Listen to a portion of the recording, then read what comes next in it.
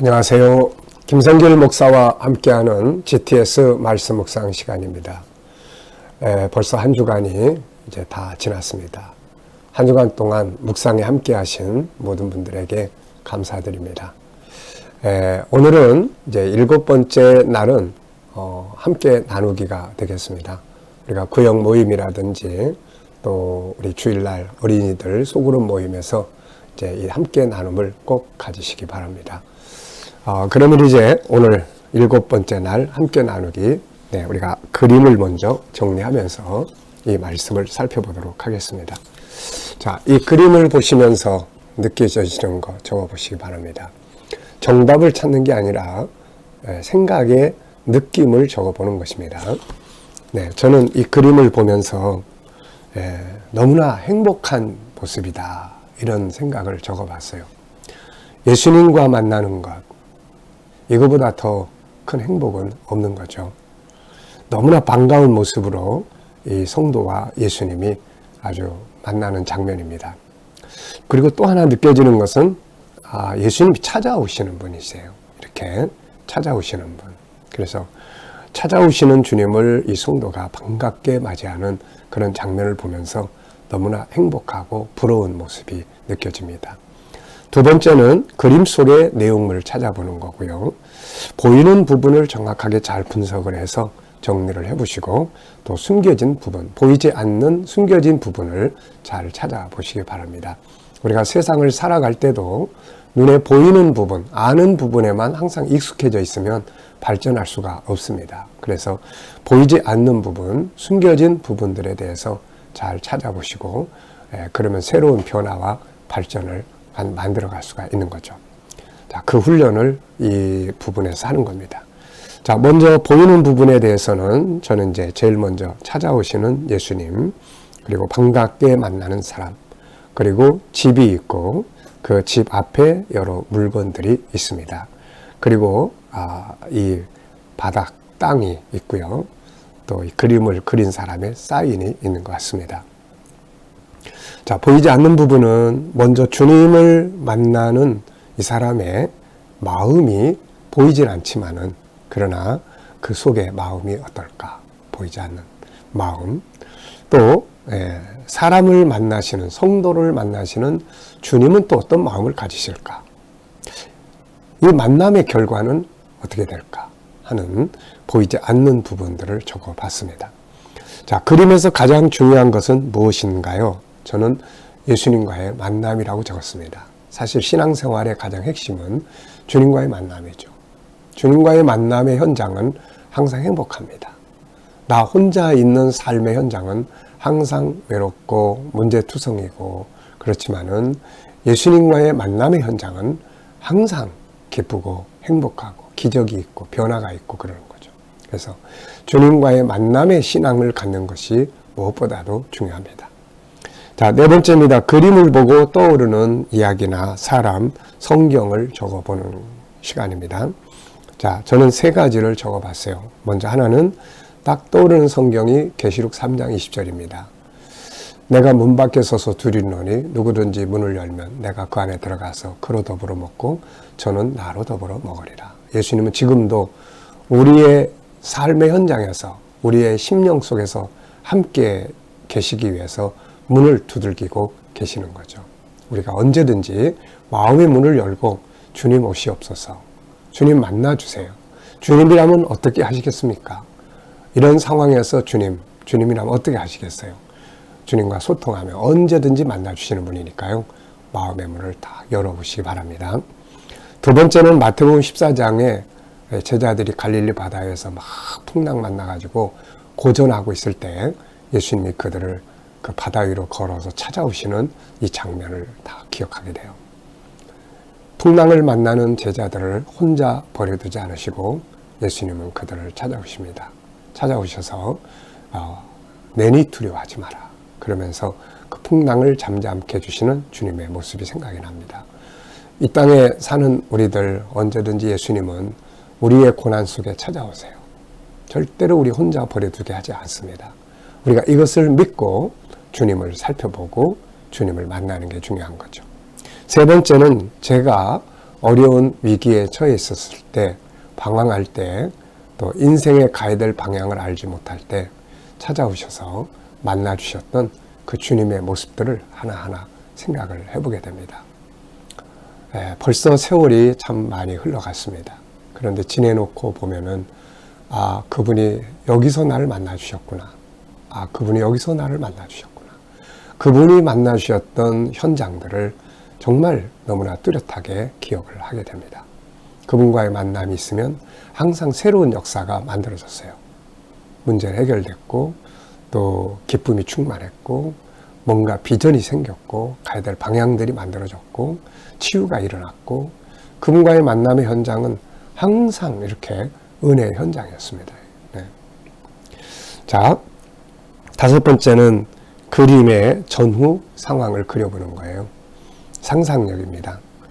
이 그림을 가운데 두고 앞에 그림을 그린다면은 아마 이 사람이 굉장히 공고함 속에서 힘들게 그러면서도 주님을 찾는, 주님을 초청하는 이런 모습을 그려볼 수 있을 것 같고요. 그랬더니 예수님이 오셨고 그 다음 그림은 주님과 함께 삶을 살아가는 그런 현장을 그려볼 수 있을 것 같습니다. 자, 그럼 오늘도 우리 본문 말씀을 다 같이 한번 이번 주 본문 말씀 이제 다 암송하실 수 있죠? 네. 아무것도 염려하지 말고 다만 모든 일에 기도와 간구로 너희 구할 것을 감사함으로 하나님께 아뢰라. 그리하면 모든 지각에 뛰어난 하나님의 평강이 그리스도 예수 안에서 너희 마음과 생각을 지키시리라. 감사로 제사를 드리는 자가 나를 영화롭게 하나니 그의 행위를 옳게 하는 자에게 내가 하나님의 구원을 보이리라. 아멘.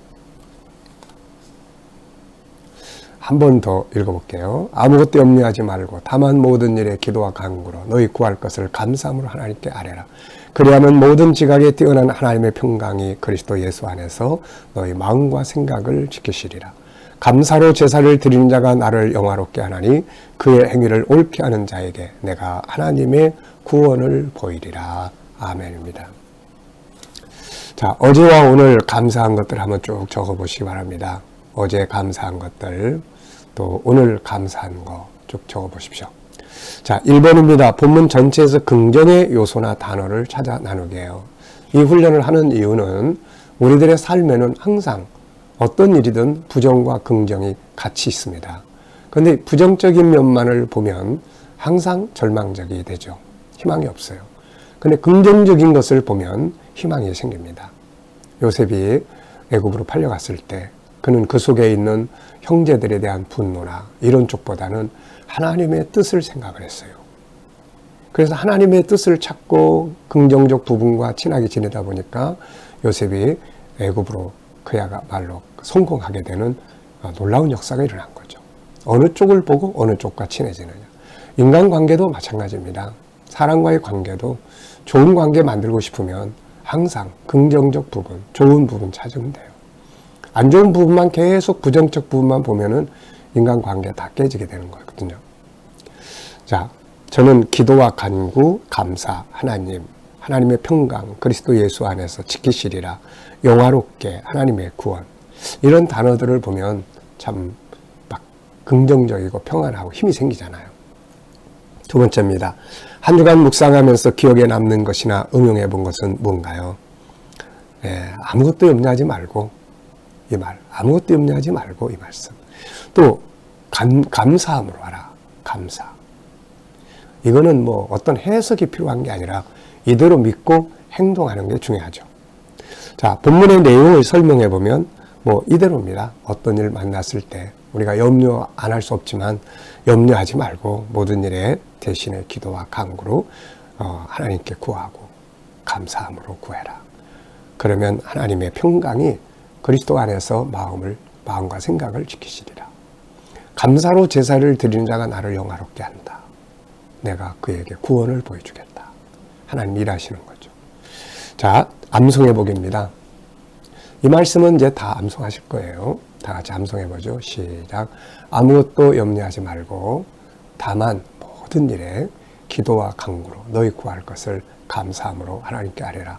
그리하면 모든 지각에 뛰어난 하나님의 평강이 그리스도 예수 안에서 너희 마음과 생각을 지키시리라. 감사로 제사를 드리는 자가 나를 영화롭게 하나니 그의 행위를 옳게 한 자에게 내가 하나님의 구원을 보이리라. 아멘입니다.